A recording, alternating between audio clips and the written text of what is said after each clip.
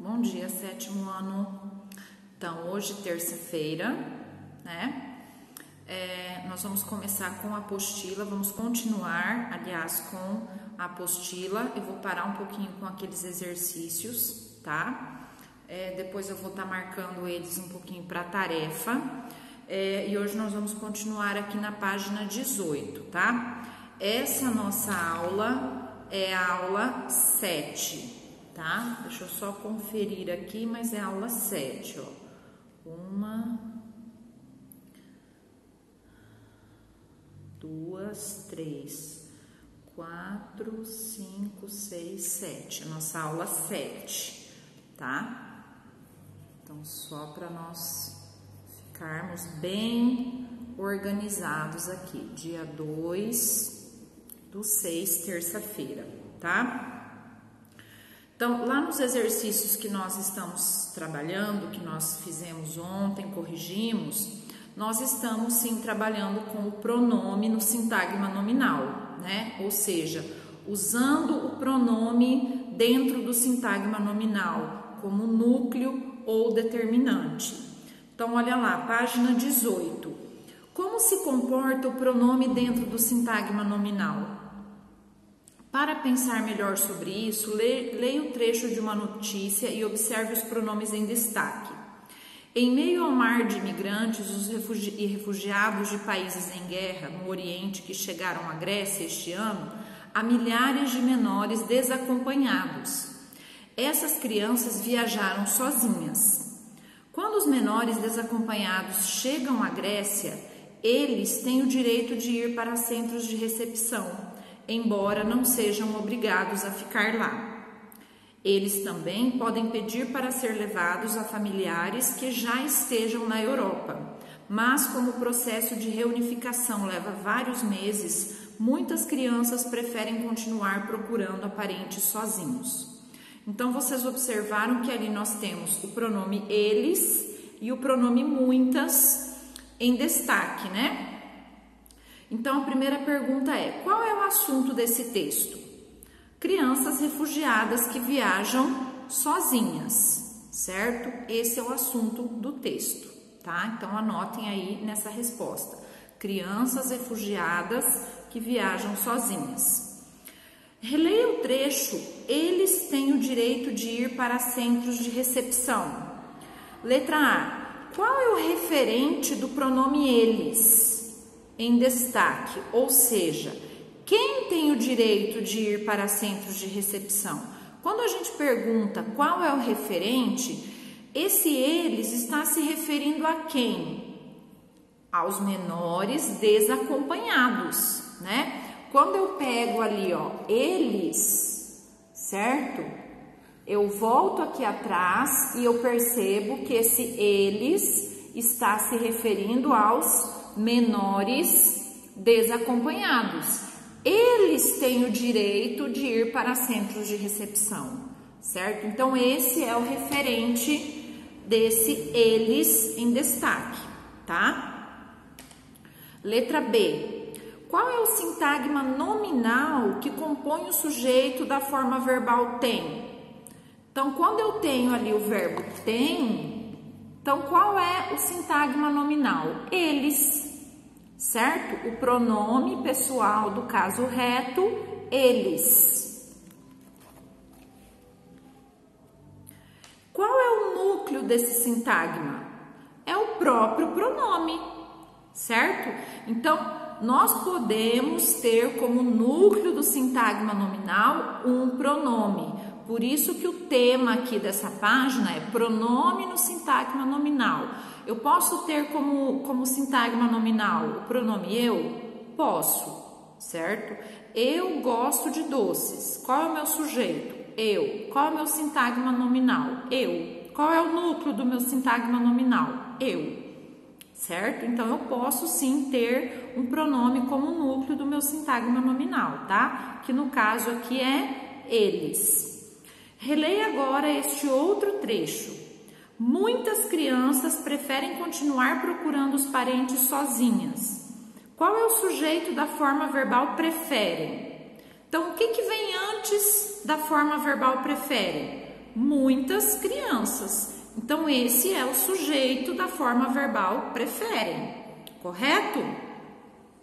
B. Identifique os elementos que compõem esse sintagma nominal, ou seja, quem é o determinante e quem é o núcleo. O determinante é muitas e o núcleo é crianças, certo? E qual é a classe gramatical desse determinante? Muitas. Ele é um pronome, tá? Esse pronome, certo? Olha só, esse pronome é um pronome indefinido, tá? Muitas crianças, ele não determina quantas crianças, ele determina que são muitas crianças, tá? Aqui ao lado é puxado uma setinha que diz assim, ó, os pronomes podem constituir sozinhos um sintagma nominal ou funcionar como determinantes de um núcleo. Então, essa é a questão aqui, ó. Eu posso ter um sintagma nominal sendo o núcleo, o pronome sendo o núcleo, ou um determinante acompanhando esse núcleo, tá bom? Olha só, estrutura da oração. Então, nós vamos entrar também nesse assunto aqui sobre estrutura da oração. Quais são os conceitos básicos de uma oração, tá? Lá no 6º ano, você estudou o conceito de oração. Uma frase verbal, ela tem que ter um verbo, certo? Ou uma locução verbal. Uma oração é geralmente constituída por um sintagma nominal, que é o sujeito, e o sintagma verbal, que é o predicado. O número de verbos de uma frase verbal ou período é igual ao número de orações. Então, se eu tenho 2 verbos nessa minha frase verbal, é porque eu tenho 2 orações. Então, o número de verbos é que vai determinar quantas orações eu tenho, certo? Em anos anteriores, você estudou alguns conceitos básicos na análise de orações. Viu, por exemplo, que estas se dividem em sujeito e predicado, tá? Então, vamos relembrar aqui rapidamente. Quando eu tenho aqui, por exemplo, Joana comeu 2 bananas.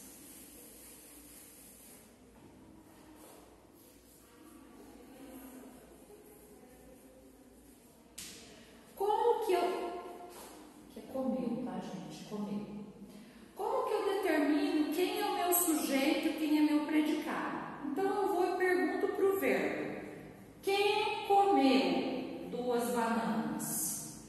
Quem comeu 2 bananas? Joana. Então, Joana é o meu sujeito, certo? O sujeito é quem realiza a ação, tá? Esse sujeito, nós também damos o nome de sintagma nominal, correto? Por quê? O sujeito não possui verbo. O sujeito é quem realiza a ação, uma pessoa. Poderia ser ela aqui? Poderia ser um pronome? Sim. Por isso que o sintagma nominal pode ser formado simplesmente por um pronome, tá? Poderia ser minha mãe? Sim, poderia. Então, eu teria, no caso, um pronome como determinante e um substantivo como núcleo, tá? Que seria o sujeito também, ok? E o que nós temos como predicado? Comeu 2 bananas. Então, a partir do verbo, nós temos o predicado. Tá? Esse predicado também é chamado de sintagma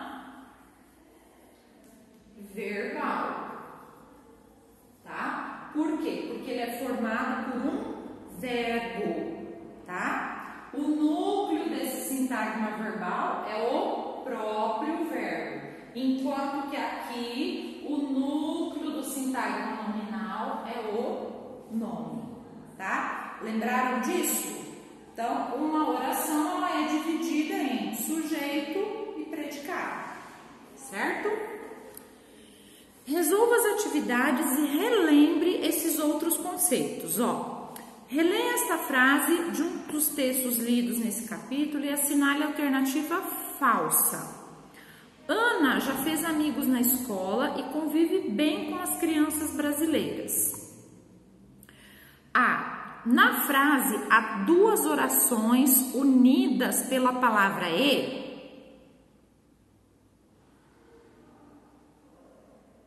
E aí?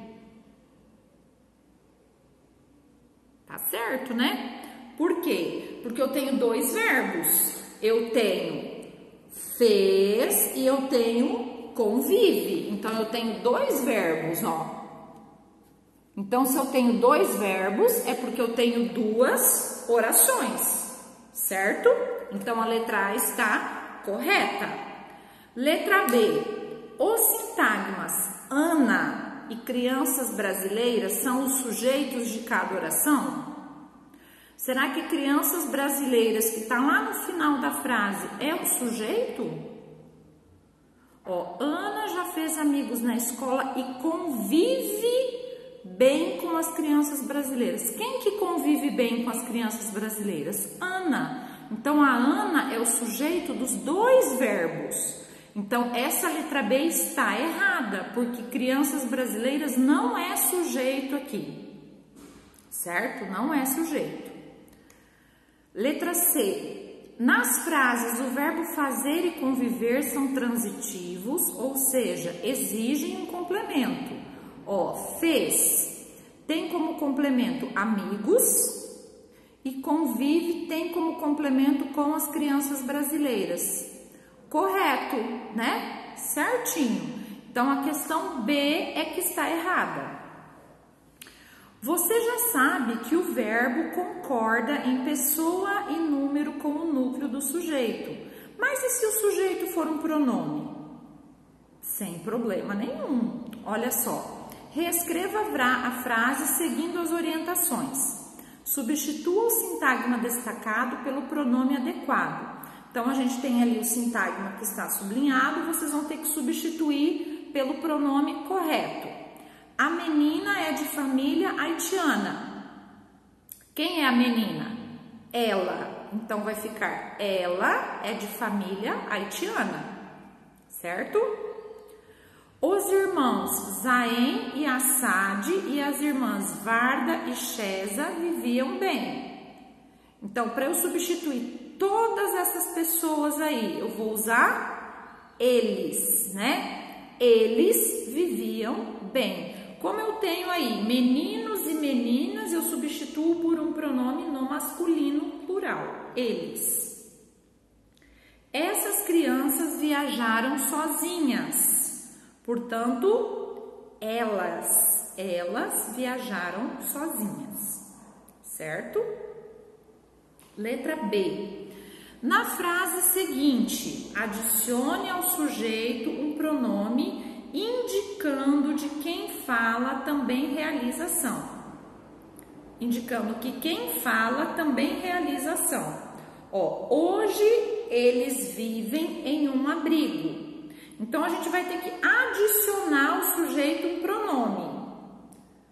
Por exemplo, hoje eles e eu vivemos em um abrigo.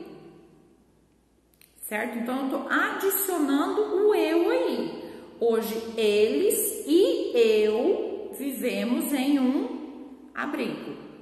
Certo? Essa concordância, olha só. Eu tive que adequar o meu verbo, tá? Que estava vivem para a concordância que eu mudei, né? Porque eu acrescentei o eu no sujeito. Então, como eu acrescentei o eu no sujeito, eu tive que adequar o meu verbo. Então, olha as dicas que nós temos aqui, ó. Quando o sujeito é formado por pessoas gramaticais diferentes, ó, eu e nós mais alguém. O verbo fica na primeira pessoa do plural, que é nós. Eu e você fomos à livraria. É como se fosse nós fomos à livraria. Nós e o menino viajamos muito, certo? Então fica na primeira pessoa do plural, que é nós. Agora, se não houver primeira ou segunda pessoa, o verbo fica na terceira pessoa do plural. Por exemplo, ela e a tia estão muito felizes. Maria e João são amigos. Então, fica na terceira pessoa do plural, que é eles, certo? Então, muita atenção nessa concordância aí, tá?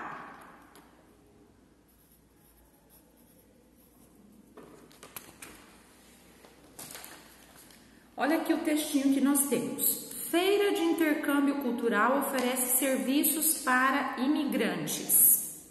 Neste domingo 4, ocorre o evento Imigrei, uma feira de intercâmbio cultural realizada na Associação Cultural Vila Flores, Rua São Carlos, 759, bairro Floresta, em Porto Alegre, das 14 às 19 horas.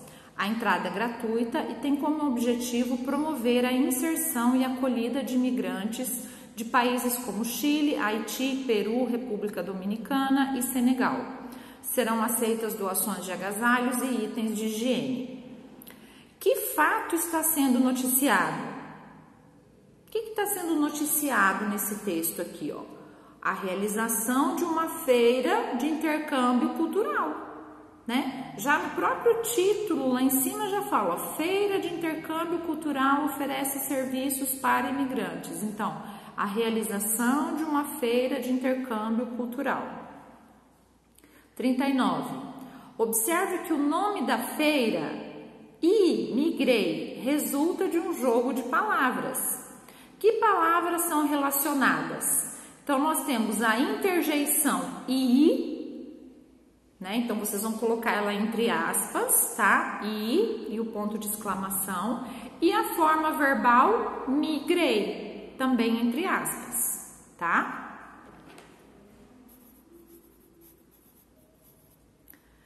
B. Qual é o efeito de sentido da união dessas duas palavras? O tom de surpresa e medo presente na união das duas palavras, formando pela sonoridade a forma verbal imigrei. Então, vou falar de novo. O tom de surpresa e medo presente na união das duas palavras, vírgula, formando, vírgula, pela sonoridade a forma verbal imigrei, tudo junto, tá? 40. Releia o subtítulo e o início do primeiro parágrafo do corpo do texto.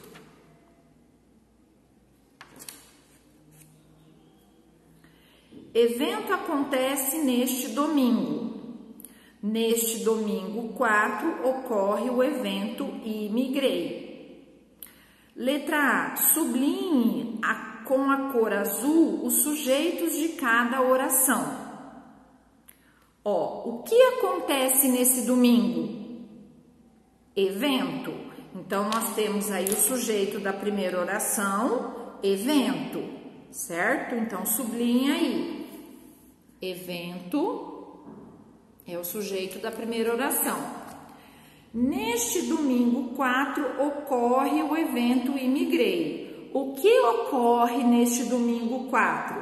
O evento Imigrei. Então, onde que está o sujeito? Aqui. Aí vocês vão me perguntar, mas isso pode, professora? O sujeito não é sempre lá no começo da frase, antes do verbo? Pois é. Isso é o que a gente chama de ordem indireta. A prof acabou esquecendo de ler para vocês aqui embaixo, ó, na página anterior, ordem direta e indireta. É o que a gente vai ver agora, tá? Existem algumas situações dentro da nossa língua em que o escritor, o autor, ele decide que ele quer escrever de forma inversa, certo? Ele quer falar primeiro o verbo, depois o sujeito. Isso pode acontecer? Pode, isso acontece em poesia, isso acontece dentro de uma notícia. Então depende o que ele quer dar ênfase, o que ele quer destacar mais, certo? Então aí ocorre essa inversão aí. Então vejam lá a letra B. Em relação ao verbo, em que posição está o sujeito em ambas as orações? Então olha só. No subtítulo, essa é a resposta da B, tá? No subtítulo, o sujeito evento está antes do verbo. Então, lá no subtítulo, né? Essa frase tá bem aqui, ó. Nesse subtítulo aqui, ó. Evento está antes do verbo. No corpo do texto, o sujeito, o evento e migrei está depois do verbo. Então, essa é a posição que eles estão dentro das frases. Na primeira frase, ele está antes do verbo. Na segunda frase, ele está depois do verbo.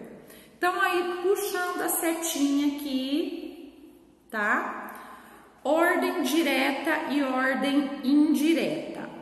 É mais natural construir uma oração iniciando-a pelo sujeito, que será seguido por verbo e por fim por complementos, obrigatórios ou facultativos.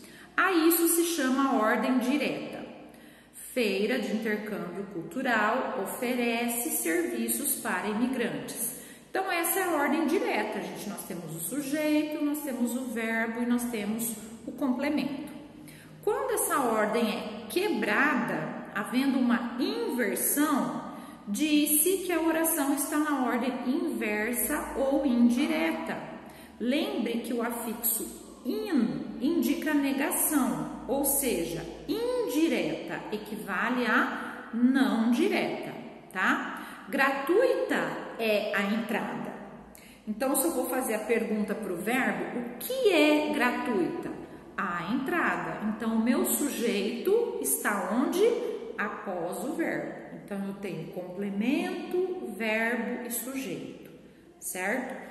Então, muita atenção agora para vocês identificarem a posição do sujeito dentro das frases, tá? Por isso que a prof sempre falou, ó, façam a pergunta para o verbo para vocês identificar o sujeito, certo? Sempre fazendo essa pergunta, você vai identificar, não importa aonde ele esteja, se ele está aqui ou se ele está aqui, certo? Letra C. Observe a posição do termo neste domingo, no subtítulo e na primeira frase da notícia. Qual a função desse termo nas situações?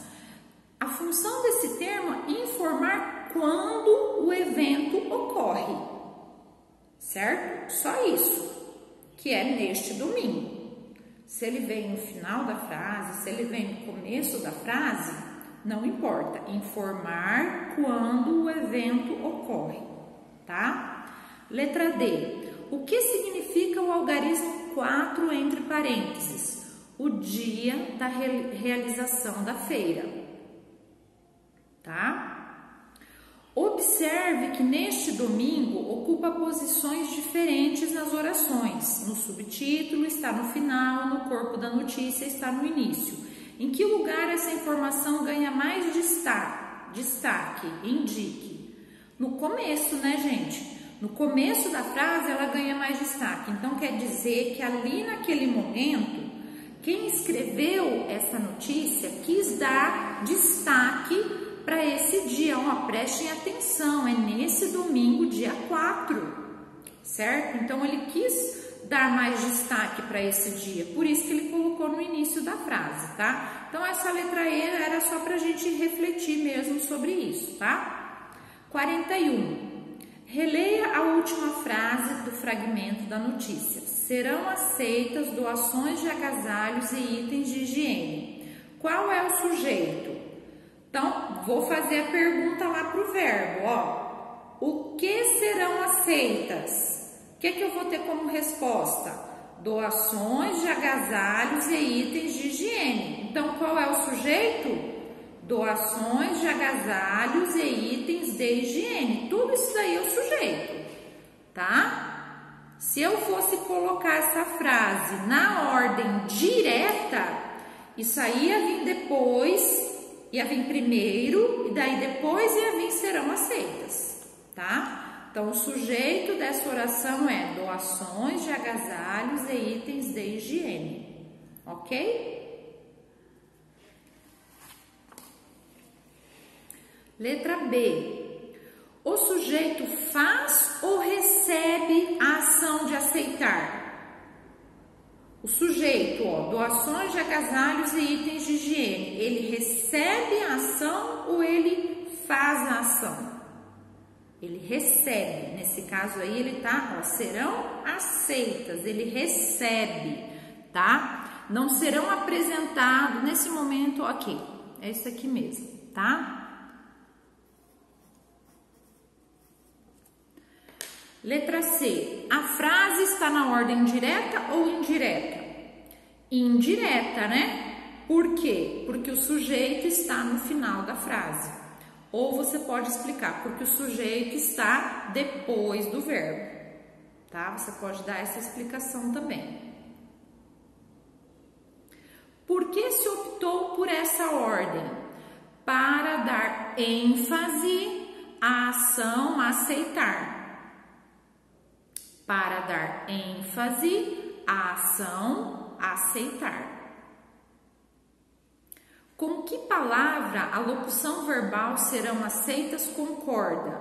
Com doações, né? Ela tá no plural, então o verbo concorda com o sujeito da frase, certo? Então, concorda com o núcleo do sujeito, doações. Pode pôr entre aspas doações, tá? Letra F. O fato de a frase estar na ordem inversa interfere na concordância? De jeito nenhum. O verbo vai continuar concordando com o núcleo do sujeito, tá? Então, não, mesmo na ordem indireta, o verbo concorda com o núcleo do sujeito, certo?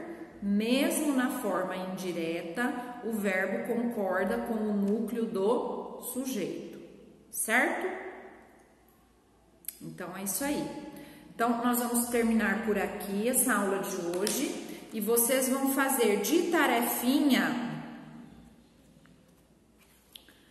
tá? Vocês vão começar lá no caderno de atividades, na página 2, ordem direta e indireta, tá? Como essa tarefa é para amanhã, eu vou passar só 2 páginas, tá? A página 3 e a página 4, tá? Então, só 2 páginas, porque essa tarefa é para amanhã, certo? Amanhã a gente se vê novamente, tá? E aí, o restante daquelas páginas que a gente estava fazendo para os determinantes, a prof vai passar possivelmente amanhã para a próxima aula, tá? Que daí vai ser só na sexta-feira, tá bom? Amanhã a gente conversa de novo, tá? Beijinho, turma, até amanhã.